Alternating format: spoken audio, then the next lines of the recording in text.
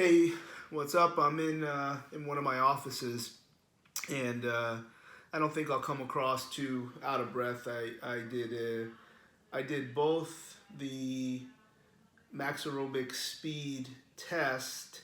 The type of test that I did on the Airdyne was just a 6 minute sprint and see where it maps out. And it was kind of like where I thought it would. It was maybe a little bit less than I thought. So, and then I did a couple rounds just to see what it felt like with these new numbers. So I took a little bit of time and before I came on to film. Busier week, which is kind of cool. I've been talking to some folks, and I thought this week we started to put together a calendar and some things that. Because I was struggling. It's not so much as about the ancillaries that come along with work. I'm just used to being busy and being on the run and whether it's traveling, etc., and managing things and without a lot to do, this has been a little bit of a challenge. So more calls. Had some more calls this week, and one of the calls I had earlier in the week was in regards to taking a look at a biomechanical, not so much the data. The data was in this narrative, a video narrative with the therapist that performed the test on the athlete. And I had evaluated this individual in late December, right before the NFL playoffs started. And now we're obviously several months later. And I remember when I did that, I kind of felt bad because this wasn't a situation where coming in for a couple days could really manage an appreciable difference for what that individual could or couldn't do on the following Sunday. And I'm like, oh man, because look, it's important to value your time, but it's way more important for me to be able to deliver. And it was interesting that the data that I was able to generate from the evaluation, which I just basically recommended, look, this isn't something that's going to be handled in a week. This is the first phase of training. And I put a tweet out, I don't remember how long ago, where if there is a suggestion and when that suggestion is maybe this is a situation to back off of fitness and only work on movement, that's a very, very big step, and that's a very, very dangerous statement. And the couple times where I have suggested that, it's been really crystal clear, and that was the case here with this individual. And the beginning part of this narrative that he did without his trainer or myself being in the mix, and it's not that. I know I would probably never tell somebody not to do something, but I would give them a lot of information as to why it may or may not be a great idea with some of the other things that are being packaged. It was interesting because in the beginning it appeared fairly consistent with the findings that I had on a physical examination and treatment over a couple days.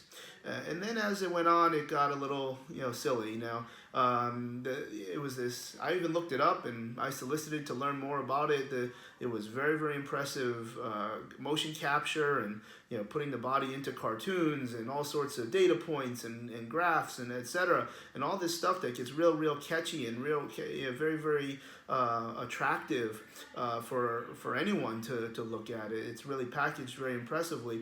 And in the beginning, I'm like, okay, yeah, I can see this. Well, okay, is it this? Is it this? And with his coach, we came up with a couple ideas of how we could sift through how we would think and consider with that data. But we came up with a couple things that were really troublesome, and really it's going to segue into how I often talk about the evaluation should be very, very complete, and it should be very, very inclusive, particularly of a lot of other subtopics or sub-qualities other than what that one evaluation. So the biomechanical evaluation, it certainly doesn't measure everything, and it's very susceptible to some of the mistakes that I think we can talk about when that type of data is something that's presented in a presentation, whether it's in published research and there's this defined message. But as that presentation of we were watching went on. Yeah, it's like, okay, all right, well, that's pretty incontrovertible. I'm not sure it's relevant.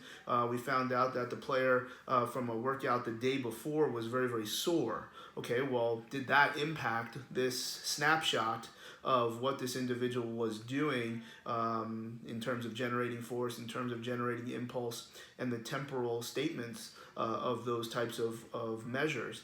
There was a single leg squat appraisal where one leg, on one side he did like a pistol technique, and the other side he did like a unsupported split squat. So where the leg is being flexed and the pistol is being extended. There's no way that that's going to be measuring apples versus apples on the right versus left. And of course there was a significant message of right-left asymmetry, and a whole lot of correlation without suggesting causation, because of course you look for things, you'll find it, and that's the side that this individual had some symptoms and some tendinopathies.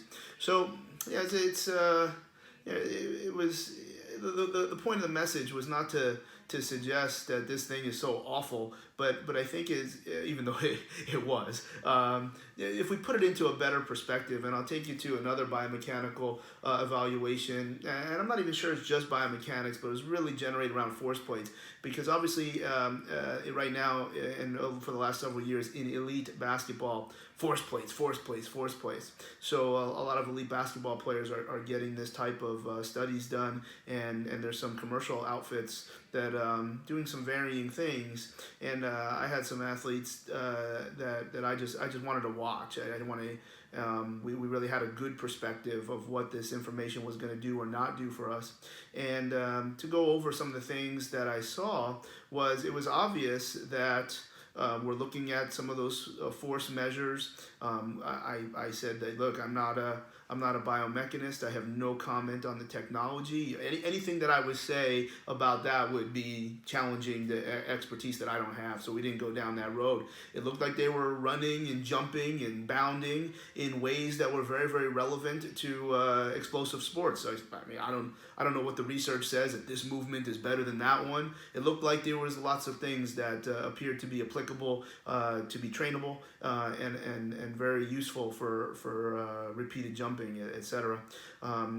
But then the data, which of course is presented very professionally on a giant 150-inch screen, and you got arrows and colors and and slow motions and all these things that can become very, very impressive to someone that is impressionable. There was lots of things that started to bug me, and I made a little list that we can really start to appreciate if we evaluate messages of biomechanics, because biomechanics don't lie. They are an instant snapshot of exactly what's happening, but they don't always tell the whole story. And obviously a great biomechanical appraisal using technology should be accompanied by some kind of a different evaluation of what joints are capable of doing. If you can't do something that is going to have an efficient strategy and high force, well, you don't know that the reason if they have poor force or poor measures off the force plate is because they can't even get into that efficient position in the first place. So before we look at measuring something that has significant output, like these force plate measures, we should be very, very keen on looking at, can joints get into the right positions to absorb and adapt to stress. So before we suggest that there is a solution based on what the force plate is showing us and what this motion capture is showing us, let's make sure we also have perhaps a motion capture of body weight with very, very slow and very, very closed loop and very, very coached. This way we'll know that maybe there is no chance to develop these very, very impressive output measures if mobility and stability is simply not available. And that doesn't make the force plate information any less valuable. It just does take you away from the solution that evaluation might lead you to. And I think that's where the issue is. I think people that love doing these force plate measures or these motion capture analysis, they're very, very impressive. They appear very, very detailed, but it's probably what is there that person's very passionate about. They may not be passionate about some of these other types of measures. Some of the other things to consider would be consistency. We talked about that single leg squat that you did two different ways in the one examination. If you're gonna take one movement and you can do 5 reps. Which one are we going to record? And were any of them good? Or were they good in the beginning but not good towards the end? And within those 5 reps, you should do everything with 5 reps. You can't do 5 on one and then 3 on another. We also should have some kind of consistent rest. If we're looking at repeated explosive movements, the creatine phosphate system probably has a very significant work to rest ratio, so that at least you maximize the degree of intra-repetition recovery of that energy system. Because if you don't, you're now testing a different energy system. And of course, as fatigue ensues, there is a chance that the motor strategy and certainly output are going to be affected. So I think there's a degree of consistency there. I think when there's implements, maybe the person just knew it doing the movement, and you could have stiff ankles, and so it's going to be tough to get down to grab a trap bar. But if you've never done a trap bar jump squat and you're going to significantly comment on the output measures, hey, well, maybe it's because the kid never picked up a trap bar in his life, and that's why you're seeing some of these things.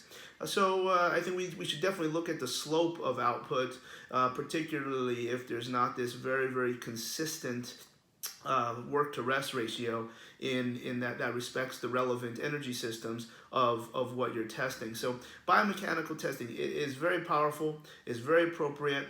It's something that I think it should be very much a part of a complete movement system evaluation. However, it can't be the only thing. And because it's technology, because it's got an opportunity to be very, very flashy and a lot of sizzle, I think we can get the kind of the wool pulled over a little bit. I think it needs to be complemented with a good movement evaluation.